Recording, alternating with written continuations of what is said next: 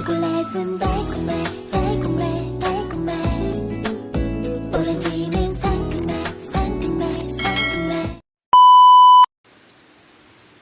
Guys, eto nag-iisa ako dahil wala na ako kasama. Mga nagsipasukan na sila. So ngayon, nakatapos na ako maglinis. Ay! May dumating! Diyos ko. Ka na naman. Oh, Ano ano? ulam? Sige, meron dyan. Tingnan mo lang. Sir, ano ba naman? Ilang araw ko di pumunta dito sa bahay niyo. Ito lang maabot akong ulam. Kung anong gagawin natin, kung anong na dyan, pagpasensya mo bakla. Alangan naman. Ang swerte-swerte mo nga, nakikikain na ako sa bahay. Tapos papakain mo sa akin. Diyos ko po, pagka ganto naman ang kasama, ang bibisita sa bahay mo, ano? Gusto mong tadyak ang palabas. Oy, Rosel, kung Oh. ayaw kong mabisita ka dito, mag-adjust ka. Lilipat ka. Uy! Ako pa. Sige, pasensya na po ha. Wala pa tayong pambili ng pagkain mo.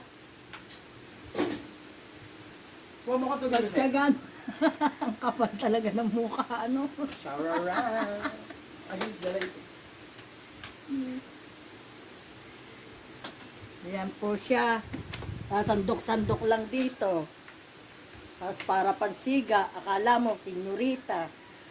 Oh, Sir, ayan siya. tubig. Oh, tinanggalan pa, kitang-kita nyo.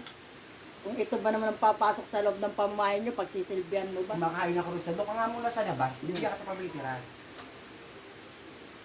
Alis na dyan. Ay, hayop ka talaga sa bakal. Yes, go, mga subscriber ni Rosel.